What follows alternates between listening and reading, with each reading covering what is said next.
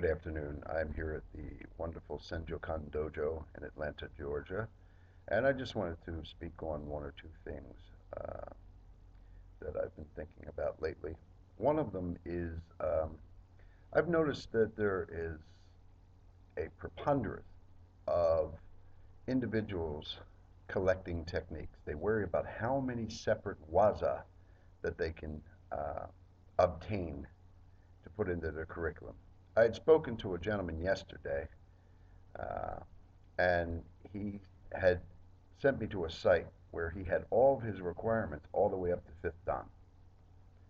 And after reviewing his curriculum, he asked me what I thought. And he told me he had hundreds of techniques.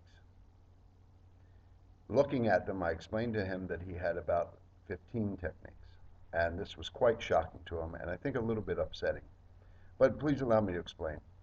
There's a drastic difference between uh, Western interpretations of what jujitsu represents, especially Aiki jujitsu, from that of systems that either are directly Koryu, as people say, or Koryu based.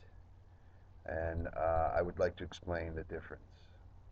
Taking a look at this gentleman's curriculum, what he had was, we'll take Kotegash, for instance. He had this all throughout his system. He was counting each one as a separate technique, but in essence, what he really had was a wrist twist against many different attacks. Never changed. And I would like to speak on our approach. If you look at our densho material, you will see certain techniques, Shihonage, Kotegash, Udeosai, Makizume, Kotezume, listed several times throughout the densho, and to the uninitiated, they will say, well, isn't that what you're doing? Just doing the same technique against different attacks? And the answer is a definitive no. When you look at our densho material, first of all, kote, gash, does not represent wrist twist. And throughout this gentleman's entire curriculum, all the way up to Godan, it was twisting of the wrist.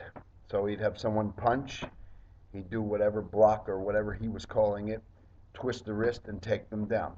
A lapel grab, twist the wrist, take them down.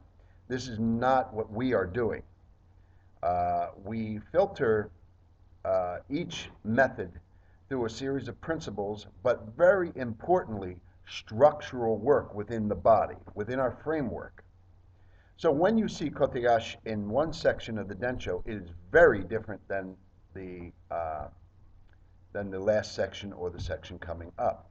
Reason is this: we don't see Kotegash as a wrist technique, but rather forearm, because kote does not mean wrist. So many people are focused on twisting that wrist, and I see it all over. And it doesn't have to necessarily be a bad thing, but you will not ever get any type of depth in your curriculum if all you're doing is twisting a wrist. I've taken a look at dozens of systems, whether it is Hapkido, 99% of all the Western Jiu-Jitsu, and even a lot of the modern interpretations of Nihon Jiu-Jitsu. It's a wrist twist. If you look in several books written by even Japanese sensei, it will say wrist twist, wrist reversal. And I think that this is a big mistake. Um, and next, when we start talking about Kotegash, um, we are talking about a kata. What is a kata for us? A kata is not to, to, to, to just show you how to street fight. So when I hear people say, well, those kata don't work, no one fights like that in the street, right away, I say that person does not understand even what kata are. Our definition, our workable definition, which serves us the best, is that kata are encoded stories containing physical, intellectual, and emotional components that one is supposed to extract from the form to learn their applications. So when I say Shihonage, I am not saying this particular form, do exactly like this to fight in the street. When I hear people talk like that, I definitely believe that they do not understand kata. They are only looking for oyo or tekyo, applications. These are two totally different things, and it is very telling when I hear people speak of this. When we have one version of kotegash in a certain section, say for us, our Tenno Kata, that is teaching a very particular set of principles and structural work for that particular look at kotegash. If you go to Chino Kata or Jinno Kata or any of the other densho material that we have, that kotegash is giving you a totally different look at not a technique, but variables in principle and structure. And I have to make this known. A lot of our videos, I see some of the more educated martial artists that understand not only how to look at kata, but also they know how to fight. Now, I have to point out that they understand what the kata are. So people write, oh, that's fake. If we were in an MMA match, you are not understanding the purpose of that kata format. Sadly, people go into kata looking at the kata directly as what they would do in a fight, and they're missing the boat completely. Completely. And again, I'm not trying to offend anybody, but this is a fact of the matter. When I hear people speak of this, it shows that they have a shodan or beginning level of martial arts. And I don't care. Notice what I'm saying. I don't care if you're 6th, 7th, 8th, 9th, 10th, dan, whatever you're claiming or whatever your system has. If you do not understand what kata are in the first place, then you will never ever understand how to look at them, how to turn them inside out, and how to extract the required information that you need. This is very, very important. So again, the gentleman that I had spoken to, he actually had some pretty fluid technique. He hit hard. But when we were talking about having a deeper essence and being able to move beyond a rudimentary level of application, it just was not there because he did not know how to look at kata themselves by their very definition. So how can one learn to extract the information that is there? So I think that this is a very weak aspect of Western processes when looking at a deeper material. They look at the surface, and this is why I often say that even the highest ranked people here in the West often are doing just Kihon Waza throughout their entire system. If you have Kotezume, which some people call Nikkyo, and your entire focus in your art, and I see it, you can see it. Watch people teach seminars, watch them demonstrate. They're locking this one point to cause pain.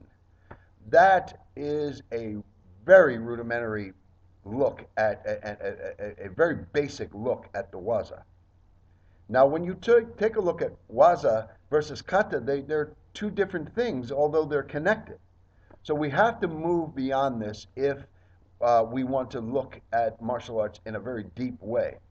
Again, waza are not something I think of during an attack. I don't stand across from a man and he's going to throw a punch and I say, I'm going to do this.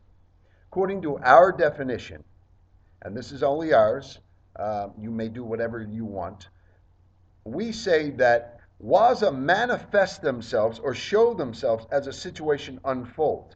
I have to have extracted enough of the information from the kata to understand its application. But not only that, the waza itself isn't the total picture. I have to work in structurally and according to my frame these principles that are in the kata.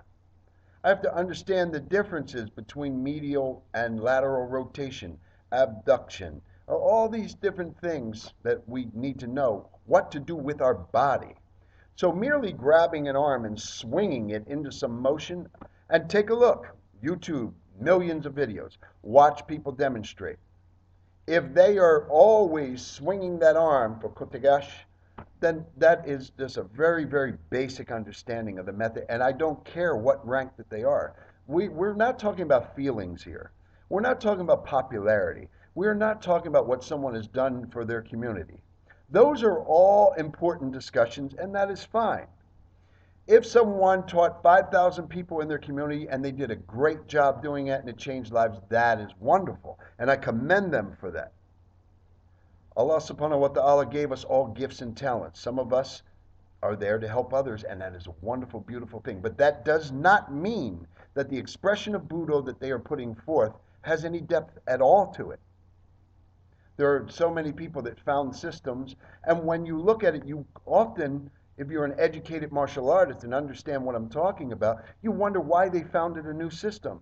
Why not stay in the system? If your idea of your revolutionary system is to do a block, come in and do a shoulder throw or a back carry throw more properly, there's 1,000 other people doing that. So when you found a system, come from an educated point of view and an applicable point of view. Now, by the same token, you don't want to develop a bunch of high-level theory without being able to fight. So you have to put in the work. You have to put in the work, and then you also have to understand anatomy. You got to understand the muscle groups that you're hitting, what's going on with the tendons, the ligaments, the nerves, all these things. There should be no guesswork. So let's try to take a look at kata in the real light. What do they really mean? They are not there to show you how to fight on Broad Street in Philadelphia. They are there to extract valuable information that will make your applications fast, fluid, but most importantly, efficient with an economy of motion. I see so much wasted motion in these big winding motions that you see. Yes, you may pull that off, but a lot of times it's not applicable against an educated fighter. So then people want to scrap kata. It's no good. I found a revolutionary system that's going to just rock the world. And then there they are doing the same hip throws, shoulder throws, and arm locks. We need to stop because it's becoming redundant. Let's educate ourselves about the body, about force, about receiving force, processing it, returning it, changing of levels, so many different things that we need to look at rather than just keep accumulating waza, waza, waza, waza, throwing it together, packaging it, putting a name on it, and we got this revolutionary system which, quite frankly, isn't all that revolutionary. So it takes a lot to take an introspective, honest look at ourselves. I am constantly finding ways to refine the things that I learned from my sensei. Constantly. And it never ends. I understand more now about what he taught me than when he was here. And that is through constant analysis and application. So again, my words are not meant to offend, but we have to reach for something deeper. Buddha must be deeper than thousands of new systems being founded doing the same redundant techniques over and over and claiming to have innovation and creativity and that we're going to astound the world with our new art. We don't need 10,000 new arts. What we need are people to take a look at the base art that they studied, stay there, and learn what these things really mean and learn what the body is. I thank you very much for your time. And I thank you all for just opening your minds. And if you disagree with me, that is fine too. But please, let's remember, let's look for some depth. There's far too much shallow work being done. There's so much more that we can do. The trappings are destroying Buddha. All the chasing of rank and organizations and Hall of Fames. These are all nice, but the Hall of Fames are great publicity, to tell you the truth. That's what they're for. They put that up on your wall, the student comes out, oh, he's in the Hall of Fame. Most of these awards are bought. So can we please take a look at our bodies, our framework, the physics, the biology, the geometry behind this stuff, and really present something with some depth so that we're passing on something beautiful to future generations and not the same old, same old. And just remember, just from a street saying, you can't fake the funk. You either got it or you don't. And do your homework. Assalamu alaikum.